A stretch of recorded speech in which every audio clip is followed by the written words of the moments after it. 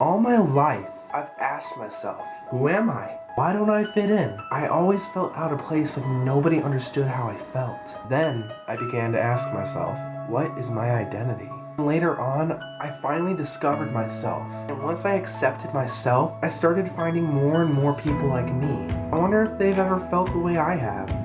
Out of place, not knowing who you are, not knowing your identity. So today's a very special video. I brought a few of my YouTube friends. I've asked them questions about how they've dealt with their own identity growing up, things that they still deal with to this day. So to introduce them, why don't we start off with my first question. Who are you? I'm Richie Holiday. Who else? Hello, I'm Milo. My name is Jess. Honestly, I could answer that question in like probably 25 different ways. I don't know, I guess I'm just me, you know? Hey guys, my name is AJ Clementine. My name is Kyle. Hi, I'm Jeremiah. It's a pretty loaded question, but just say my name is Matt, and I'm a human being, and you know, I eat pizza way more often than I should. What makes you, you? I think it's everything I do as a person, the way that I present myself, my family. You know, the people I surround myself with. Learning their backgrounds and their stories. I feel like surrounding yourself with new people, it kind of just molds you as a person. I'm not afraid to talk out loud. I'm not afraid to speak my mind when I need to, and I'm just not afraid to be myself. I'm a filmmaker and an activist. Music, art, dance, singing. I think all of that combined makes me me. Everything is constantly changing, so what makes me me is just me, I guess. The little things that I do, the things that I care about. What is your identity? I identify as a gay male. I am a black man.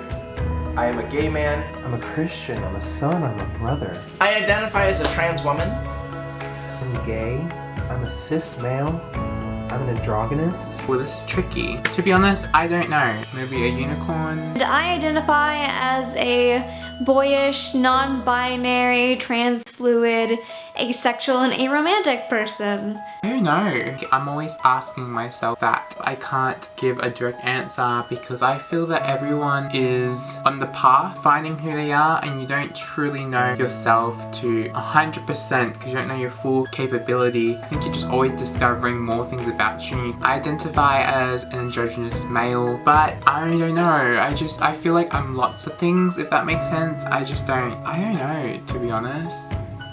I don't know, I feel I'm just genderless. My identity is being Richie. I think it's every single day is my best ability to try to be the best me I can be. Have you ever been mislabeled?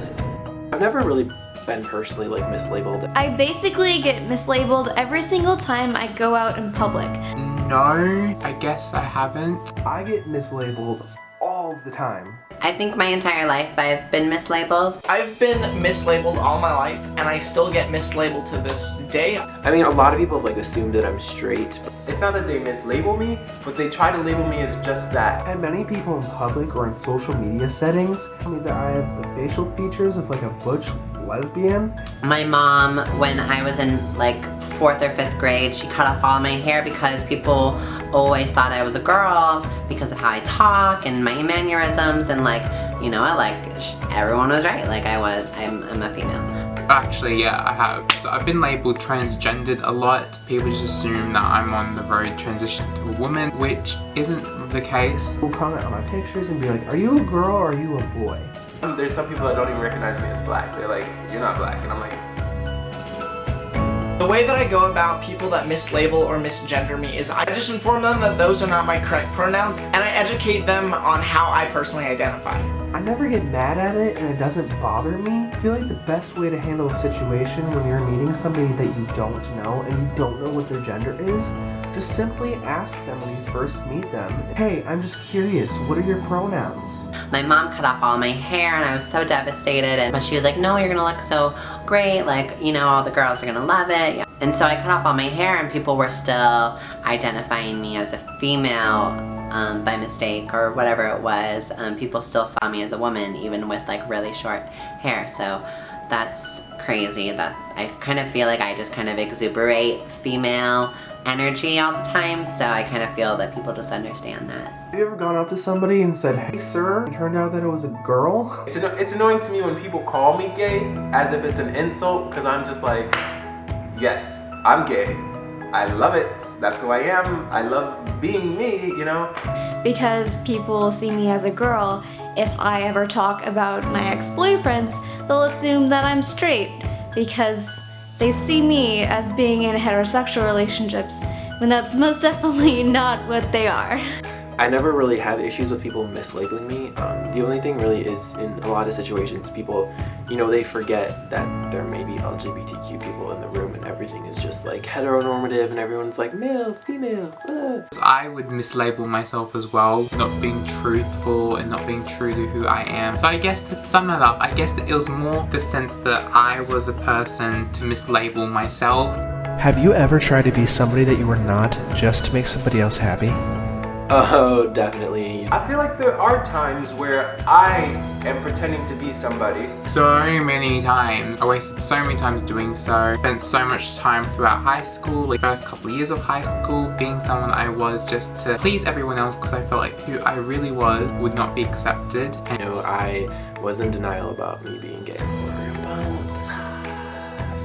6 or 7 years. Right after I came out as trans, for a while I was publicly identifying as a trans guy, although I knew that I was more non-binary because it was easier for me to do and it was easier to explain to cis people, but it was also easier to get acceptance from the trans community. All my life I kind of had an idea that I was gay, and I forced myself to be somebody that I wasn't, to make other people happy. And I would push the fact that I was gay in the back of my head. So I started dating girls in hopes that it would take all the bad feelings away. For a very, very, very long time, I was in the closet and I hid the fact that I was transgender from myself, my family, and everybody else around me because I didn't personally want to identify as transgender and I did not personally want to admit it to myself at first. But more importantly, I didn't want to let my family down. I thought in the back of my mind, if I came out to my parents that they would reject me, tell me to go to hell, or go and tell me to leave their house and I would never be loved. It kept me in the closet for a very long time. Honestly, when you're coming out to somebody, I just want to encourage you guys to give them time just as they are going to give you time.